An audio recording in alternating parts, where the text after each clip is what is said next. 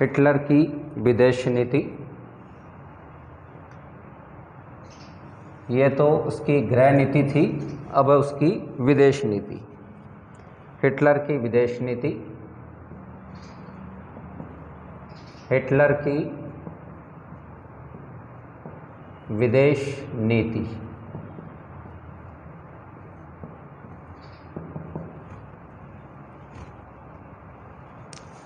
भाई हिटलर की विदेश नीति का मुख्य जो उद्देश्य था वो ये था कि जर्मन मूल वंश के लोगों के आत्मनिर्णय के सिद्धांत के आधार पर एक वृहद जर्मन साम्राज्य को संगठित करना। वैसे जो है बिस्मार्क ने प्रशा के नेतृत्व में जर्मन राज्यों का एकीकरण किया, लेकिन जर्मनी आबादी वाले प्रदेशों की जर्मन साम्राज्य के अंतर्गत वो नहीं ला सका और ऑस्ट्रिया के अधिकांश निवासी जर्मन भाषा बोलते थे। इसी प्रकार डेंजिंग, स्विट्जरलैंड, चेकोस्लोवाकिया और बाल्टिक राज्य के कई प्रदेशों को जर्मन साम्राज्य में सम्मिलित करना चाहता था। दूसरी बात यह थी कि हिटलर की विदेश नीति का दूसरा मुख्य उद्देश्य वर्साई और अन्य शांति समझौतों को रद्द करना था और वह इन्हें जर्मनी के लिए अपमानजनक और कलंकित मानता था। तीसरी बात, हिटलर की विदेश नीति का मुख्य उद्देश्य गुप्त रूप से अपने को सुसज्जित करके दूसरे देशों पर वार करना। और तीसरी बात है, हिटलर की विदेश नीति का मुख्य उद्देश्य प्रथम महायुद्ध के बाद जर्मनी द्वारा जो खोए जो क्षेत्र थे उनको वापस प्राप्त करना था। और पांचवा कि मेन कैंप में हिटलर ने अपनी विदेश नीति का उल्लेख करते हुए लिखा था कि यूरोप में कभी दो शक्तियों को उठने नहीं दिया जाए। जर्मनी की सीमा पर जब भी दूसरी शक्ति के उदय होने की संभावना हो तभी जर्मनी को उसे कुचल देने का प्रयास करना चाहिए। यह अपनी पुस्तक में उसने कहा था हिटलर ने। यह हिटलर की विदेश नीति के मुख्य उद्देश्य थे ये। और विदेश नीति के प्रमुख कार्यों में जो है उसने क्या किया कि राष्ट्रसंघ से अलग होना। तो 4 अप्रैल 1933 को हिटलर ने के निर्देशन में जर्मन सुरक्षा परिषद की स्थापना की गई और उसे गुप्त रूप से युद्ध के लिए लामबंद करने की योजना बनाने का, शस्त्रों का निर्माण करने का अधिकार दे दिया गया है। हिटलर की यह नीति राष्ट्रसंघ के उद्देश्यों के अनुकूल नहीं थी, इसलिए राष्ट्रसंघ शस्त्रों को कम करना चाहता था और जर्मनी को निशस्त्रीकरण में कोई रुचि नहीं थी। इसलिए 14 अक्टूबर 1933 को हिटलर निशस्त्रीकरण सम्मेलन से अलग हो गया और राष्ट्रसंघ की सदस्यता उसने त्याग दी। इसके बाद पोलैंड के साथ अनाक्रमण समझौता हुआ। वर्साई की संधि द्वारा पोलैंड को जर्मनी के बहुत से क्षेत्र जैसे डेंजिंग बंदरगाह, साइलेशिया, पोसेन ये प्राप्त हुए थे। तो हिटलर का सत्तारूढ़ होना यह पोल राजनीति के लिए सरदर्द बन गया था, क्योंकि हिटलर कई बार जो है सार्वजनिक तौर पर जर्मनी द्वारा खोए हुए प्रांतों को लेने की बात कह चुका था। तो राष्ट्रसंघ का परित्याग करने के कारण जो है सारा संसार भी हिटलर को जो है अविश्वास की निगाह से देख रहा था। ऐसी स्थिति में संसार को अपनी शांति प्रियता का प्रमाण देने हेतु हिटलर ने 26 जनवरी 1934 को पोलैंड के साथ 10 वर्ष के लिए अनाक्रमण समझौते पर हस्ताक्षर कर दिया उसने। लेकिन उसका वास्तविक उद्देश्य था फ्रांस की सुरक्षा प्रणाली को निर्बल बनाना और जिसका पोलैंड एक महत्वपूर्ण सदस्य था। इस समझौते के बाद पोलैंड सामूहिक सुरक्षा नीति के मार्ग से दूर खिसकने लगा और फ्रांस की आशा धूमिल हो गई कि पोलैंड रूस और जर्मनी के मध्य संतुलन बनाए रखने में सफल होगा। उसके बाद जो है ऑस्ट्रिया को हड़पने का प्रयास। तो सेंट जर्मन की संधि के द्वारा ऑस्ट्रिया के साथ जर्मनी का एकीकरण वर्जित कर दिया गया। फिर भी जो है 1919 के बाद कई वर्षों तक अधिकांश ऑस्ट्रियन जनता जर्मनी के साथ एकीकरण की इच्छुक थी, लेकिन जर्मनी में नाज़ी दल के सत्तारूढ़ होने के बाद जो है अधिकांश ऑस्ट्रियन लोगों को ये मत बदलना पड़ा। केवल जर्मनी के थोड़े अनुयायी ये नाजी लोग इसके लिए जो है प्रगतिशील थे। हिटलर अपनी मातृभूमि ऑस्ट्रिया का जर्मनी के साथ एकीकरण करने के लिए अत्यधिक उत्सुक था। उसने जो है ऑस्ट्रियन नाजियों को जो है अस्त्र शस्त्र और सैनिक प्रशिक्षण दिलवाने के लिए गुप्त रूप से पूरी मदद की। इसके बाद हिटलर के इशारे पर ऑस्ट्रियन सरकार का तख्ता पलटने का प्रयास किया गया। उसके बाद सार पर अधिकार कर लिया। तो वर्साई की संधि के अनुसार 13 जनवरी 1935 को राष्ट्रसंघ के तत्वाधान में सार क्षेत्र में ये जानने के लिए जनमत संग्रह किया गया कि वहाँ की जनता फ्रांस के साथ अथवा जर्मनी के साथ मिलना चाहती है। तो सार की जनता ने भारी बहुमत से जर्मनी के पक्ष में मतदान किया। परिणाम स्वरूप राष्ट्रसंघ की कौंसिल ने 17 जनवरी को संपूर्ण सार क्षेत्र जर्मनी को सौंप दिया। उसके बाद रोम बर्लिन दूरी।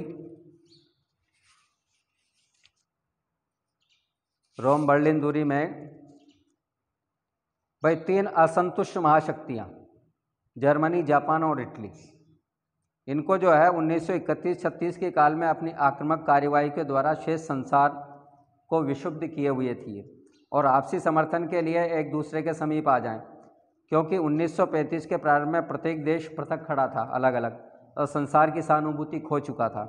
तो सर्वप्रथम जो है जर्मनी ने अपने अकेलेपन को तोड़ने का प्रयास किया और इसका एक कारण था 1934 में मुसोलिनी के विरोध के कारण जर्मनी ऑस्ट्रिया को हड़पने का विफल रहा था और इटली के मित्रता को प्राप्त करना बहुत आवश्यक था। इधर जो है इथोपियन संकट ने इटली को इंग्लैंड और फ्रांस से दूर फेंक दिया था।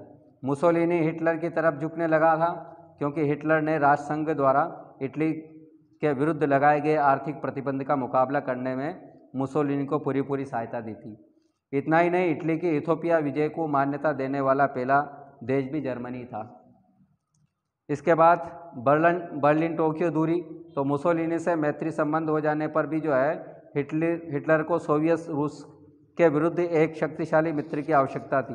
तो 25 नवंबर 1936 को जर्मनी ने जापान के साथ एंटी या कामेस्टन पैक्ट पर हस्ताक्षर किए और इस समझौते का उद्देश्य साम्यवादी रूस का विरोध करना था। उसके बाद ऑस्ट्रिया को हड़पना, स्पेन के गृहयुद्ध, चीन पर जापान के नए आक्रमण और नवीन संधि समझौते के परिणामस्वरूप 1938 तक यूरोप की राजनीतिक स्थिति इतनी संदिग्ध बन गई थी कि हिटलर को ऑस्ट्रिया हड़पने की अपनी चिरस्थायी अभिलाषा को पूर्ण करने का अवसर मिल गया और मुसोलिनी ने, जिसमें जो है पहले एक इसका संबंध विरोध किया था, अब हिटलर का मित्र बन चुका था वो, और फ्रांस इस समय जो है मंत्रिमंडल की अस्थिरता के दौर से गुजर रहा था, तो एक निश्चित प्रभावशाली कदम उठाने की स्थिति में नहीं था। तो ग्रेट ब्रिटेन की सरकार जर्मनी के प्रति तुष्टीकरण की नीति को अपना रही थी, तो हिटलर के लिए ये उपयुक्त अवसर था ये। उसके बाद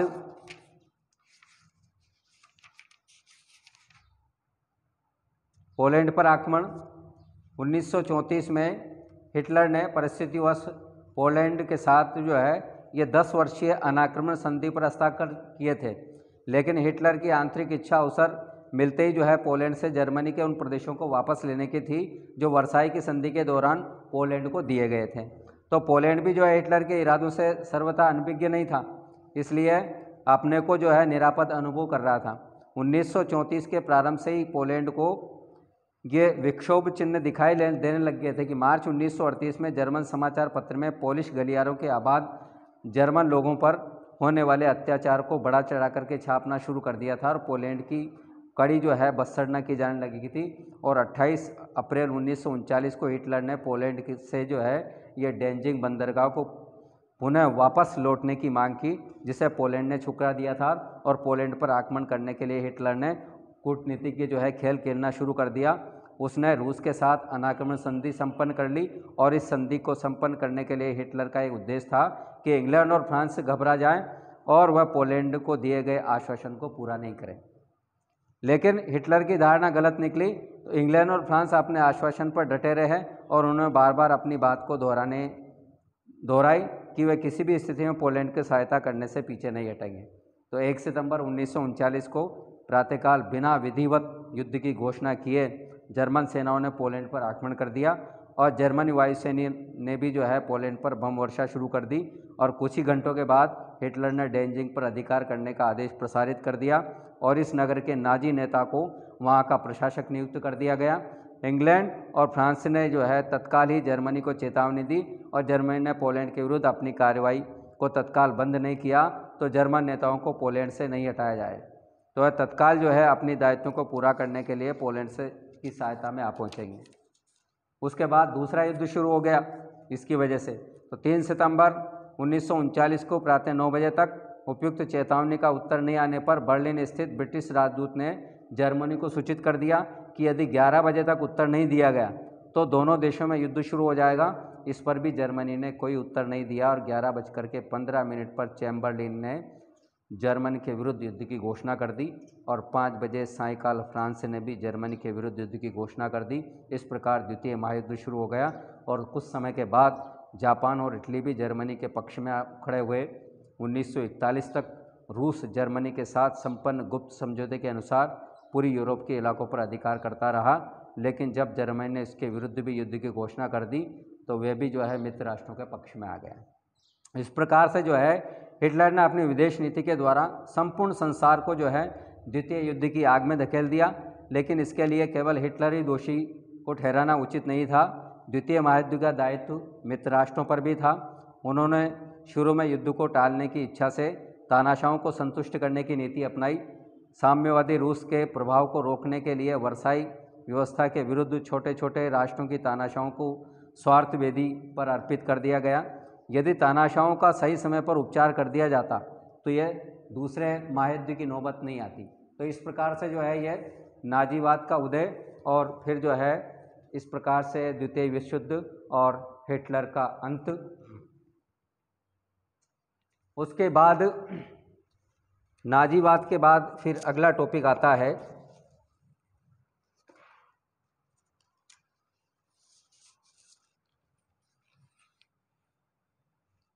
वो है द्वितीय महायुद्ध, द्वितीय विश्व युद्ध। नाजीवाद की समाप्ति के बाद द्वितीय विश्व युद्ध, द्वितीय विश्व युद्ध। तो द्वितीय विश्व युद्ध प्रारंभ हो गया। भाई प्रथम युद्ध की समाप्ति के ठीक जो है 20 वर्ष के बाद, जैसे प्रथम विश्व युद्ध समाप्त हुआ 1919 में, 20 वर्ष के बाद जो है फिर दूसरा विध्वंसकारी महायुद्ध प्रारंभ हो गया। 1919 में लोगों को ये आशा व्यक्त की थी कि भविष्य में पुरानी त्रुटियों को दोहराया नहीं जाएगा और कोई भी राष्ट्र पार्श्विक शक्ति का स्थान ग्रहण नहीं कर सकेगा, किंतु ये सभी जो है भविष्यवाणियाँ पूर्णतः गलत साबित हुई। वर्साई की संधि पर विचार करते हुए मार्शल फोच ने कहा था कि यह शांति संधि नहीं है, यह तो 20 वर्ष के लिए युद्ध विराम संधि है। मार्शल फोच की यह भविष्यवाणी बिल्कुल सही साबित हुई। ठीक इसी प्रकार म्यूनिख समझौते के बाद चैम्बरलेन ने लंदन हवाई अड्डे पर अपने स्वार्थगत आए मित्रों को संबोधित करते हुए कहा था कि मैं आपके लिए सम्मानपूर्वक शांति लाया हूं। इसके प्रत्युत्तर में चर्चिल ने कहा, ब्रिटेन और फ्रांस के समक्ष दो मार्ग थे, युद्ध और अनादर। उन्होंने अनादर को चुना, किंतु वह युद्ध से भी नहीं बच सकते। चर्चिल की भविष्यवाणी भी सत्य हुई। दोनों ही कूटनीतिज्ञ मनुष्य की प्रवृत्ति से अनभिज्ञ नहीं थे, इसलिए उन्होंने अपनी दूरदर्शिता का परिचय दिया और प्रथम विश्व युद्ध की समाप्ति के बाद घटनाक्रम चलता रहा और पुनः जो है दूसरा विश्व युद्ध की ओर ले आया ये, और अंततः जो है ये दूसरा विश्व युद्ध शुरू हो गया, अनिवार्य हो गया।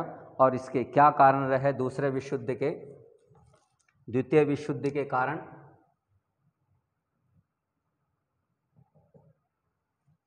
द्वितीय विश्व युद्ध के कारण में पहला कारण ये रहा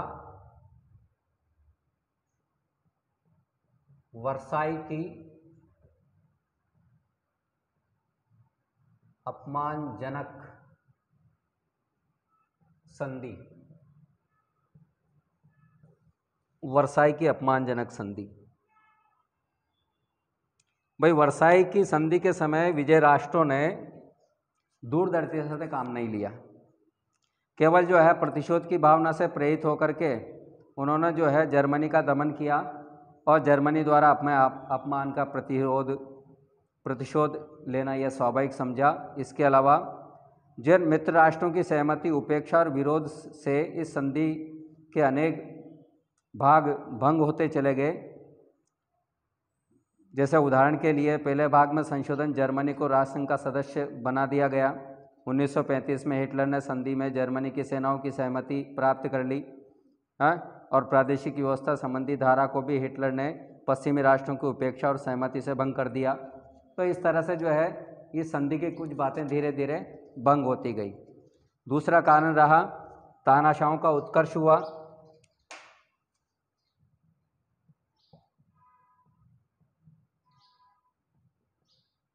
तानाशाहों का उत्कर्ष। भाई इस समय जो है कई देशों में तानाशाह पैदा हो गए थे। जिनके कार्य उग्र नीति ने जो है द्वितीय विश्व युद्ध को अनिवार्य बना दिया। प्रथम विश्व युद्ध के बाद जर्मन में वायबर गणराज्य की स्थापना की गई थी। अनेक विरोधी दलों का उत्कर्ष होने लगा था। इन दलों में नाजी दल प्रमुख था, जो वर्साई संधि को भंग करके अंतर्राष्ट्रीय क्षेत्र में जर्मनी की पुनः प्रतिष्ठा प्राप्त करना चाहता था। 33 में हिटलर जर्मनी का तानाशाह बन गया। इसी प्रकार इटली में भी जो है मित्र राष्ट्रों के प्रति असंतोष था, क्योंकि युद्ध की लूट से उसे उचित हिस्सा प्राप्त नहीं हुआ था। इसलिए इटली भी जो है वर्साई संधि का विरोध कर रहा था। फलस्वरूप जो है इटली में भी जो है फासिस्टवाद का उदय हुआ और 1922 में इस दल के नेता मुसोलिनी के हाथ में सत्ता आ गई और इटली का तानाशाह बन गया। मुसोलिनी के लिए जो है युद्ध जीवन था और शांति जो है मृत्यु थी। इसके अलावा अल्पसंख्यक जातियों का असंतोष, अल्पसंख्यक जातियों का असंतोष। भाई जिस प्रकार से शांति समझौते द्वारा सीमाओं में परिवर्तन किया गया था और जातियों को भी जो है अदल बदल कर स्वाभाविक था, तो बाल्कन प्रायद्वीप और मध्य यूरोप में यह स्थिति बहुत ज़्यादा कठिन थी, जटिल थी। ऑस्ट्रिया को जर्मनी से अलग होना पड़ा। चेकोस्लोवाकिया को स्वतंत्र राज्य स्वीकार किया गया। पोलैंड को समुद्र तट तक पहुंचने का मार्ग देने के लिए पूर्वी प्रशा को शेष जर्मनी से अलग कर दिया गया। मित्र राष्ट्रों ने आत्मनिर्णय का सिद्धांत स्वीकार किया, लेकिन इस सिद्धांत को सभी जगह लागू करना संभव नहीं था। फलस्वरूप अनेक स्थानों पर एक दूसरे की विरोधी अल्पसंख्यक जातियां बस गई, जिनमें भयंकर असंतोष फैल गया है, क्योंकि एक राज्य के अधीन असुरक्षा का अनुभव कर रही थी। कुछ जर्मन जाति के लोग चेकोस्लोवाकिया में थे, तो कुछ पोलैंड में थे, कुछ ऑस्ट्रिया में थे। ये सभी जो है अपने विदेशी शासन के अधीन मानते थे। तो हिटलर ने अपने व्याप्त असंतोष का पूरा लाभ उठाया और जिन जिन राज्यों में अल्पसंख्यक के रूप में जर्मन जातियों के लोग बिखरे हुए थे, उनको वो जो असंतुष्ट थे और उनकी सहायता करना प्रारंभ कर दिया, ताकि जो है तीव्र राष्ट्रीय भावना जागृत हो सके। इसके अलावा राष्ट्रों का जो है विभिन्न स्वार्थ, राष्ट्रों के विभिन्न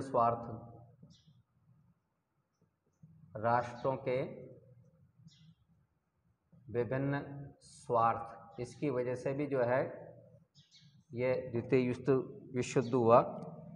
भाई प्रथम विश्व युद्ध के बाद जो है आर्थिक संपन्नता की होड़ लगी देशों में और अपने माल की बिक्री के लिए नए बाजार खोजे गए। कच्चे माल प्राप्त करने की सुविधा और अन्य विभिन्न राष्ट्रों में पारस्परिक संघर्ष बढ़ने लगा। इस प्रकार प्रथम युद्ध की समाप्ति पर प्रत्येक राष्ट्र अपने स्वार्थ के वशीभूत हो गया और अंतर्राष्ट्रीय दृष्टिकोण का कोई स्थान नहीं दिया गया। वर्साई की संधि द्वारा जो है जर्मनी से उसके सभी उपनिवेश छीन लिए गए और सभी उपनिवेश जो है इंग्लैंड, बेल्जियम, फ्रांस में बांट दिए गए। फलस्वरूप क्या हुआ कि इंग्लैंड, फ्रांस और बेल्जियम को इन प्रदेशों से कच्चा माल प्राप्त करने की सुविधा मिल गई, लेकिन दूसरी ओर जो है जर्मनी को भारी हानि उठानी पड़ी। और जर्मनी की भांति इटली भी जो है कच्चा माल प्राप्त करने के लिए उपनिवेश स्थापित करने और तैयार माल के लिए बाजारों की खोज के फिक्र में था। तेल, लोहे और कोयले की कमी ने तो इटली की साम्राज्यवादी नीति अपनाने के लिए विवश कर दिया था। इसके अलावा विश्व का दो गुटों में विभाजन, पूरा विश्व जो है दो गुटों में बट गया। विश्व का दो गुटों में विभाजन हो गया। भाई जिस प्रकार से जो है प्रथम विश्व युद्ध के पूर्व यूरोप दो परस्पर विरोधी गुटों में विभाजित था, उसी प्रकार से द्वितीय विश्व युद्ध के पहले भी जो है विश्व दो गुटों में विभाजित हो गया। 1937 तक अंतर्राष्ट्रीय रंगमंच पर दो शक्तिशाली गुटों के निर्माण हो चुका था। एक तरफ जर्मनी, इटली और जापान जैसे राष्ट्र थे जो वर्साई संधि के विरोधी और अधिनायकवाद के समर्थक थे।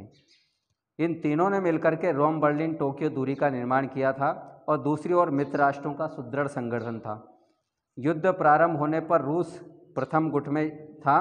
उसने जर्मनी से अनाक्रमण समझौते पर भी हस्ताक्षर समझौता कर लिया था, किंतु युद्ध के दौरान जब जर्मनी ने विश्वासघात करके रूस पर आक्रमण कर दिया तो रूस भी जो है मित्र राष्ट्रों के गुट में शामिल हो गया। और जो ही मित्र राष्ट्रों यानी कि ब्रिटेन, फ्रांस ने पोलैंड को समर्थन दिया, त्यों ही जो है द्वितीय महासमर ये महायुद्ध बड़ा कूटा। इसके अलावा राष्ट्रसंघ जो विश्व स्तरीय संस्था जो बनी थी वो निर्बल साबित हुई। राष्ट्रसंघ की निर्बलता,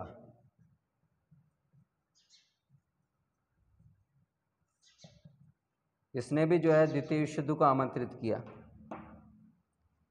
भाई प्रथम विश्व युद्ध के बाद जो है आपसी झगड़ों को शांतिपूर्ण तरीके से सुलझाने के लिए और विश्व शांति बनाए रखने के लिए एक अंतर्राष्ट्रीय संस्था का गठन किया था राष्ट्रसंघ का। लेकिन इन आशाओं को लेकर के इसका निर्माण हुआ, उन आशाओं पर पूरी तरह से पानी फिर चुका था। इसके निर्माण के साथ ही अमेरिका द्वारा इसे अस्वीकार कर दिया गया। अमेरिका जैसे शक्तिशाली राष्ट्र ने भी जो है जब राष्ट्रसंघ से अलग रहने का निर्णय लिया तो निर्बल जो देश थे उनमें जो है संदेह पैदा होने लगा। इस प्रकार के संदेह राष्ट्रसंघ के भावी जीवन के लिए हितकर नहीं थे। प्रारंभ में पराजित राष्ट्रों को राष्ट्रसंघ की सदस्यता से वंचित रखना इस बात का द्योतक था कि राष्ट्रसंघ जो है वो विजयी राष्ट्रों का गुट है और रूस भी आरंभ में राष्ट्रसंघ का सदस्य नहीं था। तो रूस राष्ट्रसंघ को पश्चिमी राष्ट्रों का साम्यवादी रूस के विरुद्ध एक षड्यंत्र मानता था। इस प्रकार आरंभ से ही जो है कई राष्ट्रों का राष्ट्रसंघ के प्रति संदेह उत्पन्न हो गया था। इसके अलावा निशस्त्रीकरण की भी असफलता, निशस्त्रीकरण की असफलता, निशस्त्रीकरण की असफलता। भाई निशस्त्रीकरण वर्साई संधि के अंतर्गत जो है एक योजना थी जिसमें जर्मनी को पूर्ण रूप से शक्तिहीन रखने के लिए प्रयत्न किए गए थे। लेकिन इसके अंतर्गत ये सुझाव दिया गया था कि अन्य राष्ट्रों के लिए भी इस प्रयोग को उस सीमा तक लागू किया जाए जिसमें सुरक्षा की संभावना स्थापित हो सके। तो इस सिद्धांत रूप से जो है इस योजना का समर्थन किया जा सकता है कि इस संबंध में जिन जिन राष्ट्रों द्वारा जो रवैया अपनाया जा रहा था उसे निशस्त्रीकरण के बजाय शस्त्रीकरण की भावना और भी मजबूत हो रही थी। तो इस वजह से भी जो है शस्त्रीकरण की होड़ बढ़ने लगी थी। इसके अलावा मित्र राष्ट्रों का आंतरिक मतभेद अगला कारण। तो मित्र राष्ट्रों में जो है पारस्परिक मतभेद या जर्मनी इटली की शक्ति के विकास में बड़ा योगदान मिला। भाई क्षतिपूर्ति की समस्या पर ब्रिटेन और फ्रांस के बीच मतभेद उत्पन्न हो गया और फ्रांस जर्मनी की क्षतिपूर्ति की रकम कठोरता से वसूल करना चाहता था। लेकिन ब्रिटेन का मत था कि क्षतिपूर्ति की रकम वसूलने के लिए जर्मन की आर्थिक स्थिति सुदृढ़ होनी चाहिए। तो इस प्रकार ब्रिटेन और फ्रांस में भी तीव्र मतभेद शुरू हो गया। तो इस वजह से भी जो है ये मित्र राष्ट्रों में आंतरिक मतभेद के कारण भी जो है यह द्वितीय विश्व युद्ध शुरू हुआ। इसके साथ ही साथ अगला और महत्वपूर्ण कारण रहा पोलैंड पर आक्रमण। भाई इन गंभीर कारणों के अतिरिक्त जो है अंतर्राष्ट्रीय रंगमंच पर बारूद का महल तो खड़ा हो चुका था, तो अब केवल जो है चिनगारी लगाने की देर थी और ये कार्य जो है हिटलर ने किया पोलैंड पर आक्रमण करके। इससे बारूद के महल में भयंकर विस्फोट हो गया और 1 सितंबर 1939 को हिटलर ने पोलैंड पर अचानक चढ़ाई कर दी। ब्रिटेन और फ्रांस ने जर्मनी को युद्ध बंद करने की चेतावनी दी, लेकिन हिटलर ने इस चेतावनी को नहीं माना। फलस्वरूप 3 सितंबर को ब्रिटेन और फ्रांस ने जर्मनी के विरुद्ध युद्ध की घोषणा कर दी और कुछ ही समय में जो है युद्ध जो है विस्तृत रूप धारण कर लिया और विश्व राजनीति मंच पर पुनः एक विभत्स तांडव खड़ा हो गया, वो द्वितीय विश्व युद्ध के रूप में। उसके बाद ये तो थे इसके महत्वपूर्ण कारण द्वितीय विश्व युद्ध के। और द्वितीय विश्व युद्ध के कारणों के बाद जो है इसके कौन कौन से घटनाक्रम रहे, द्वितीय विश्व युद्ध के घटनाक्रमों में क्या क्या गतिविधियां रही, ये हम अगले वीडियो में अध्ययन करेंगे। धन्यवाद।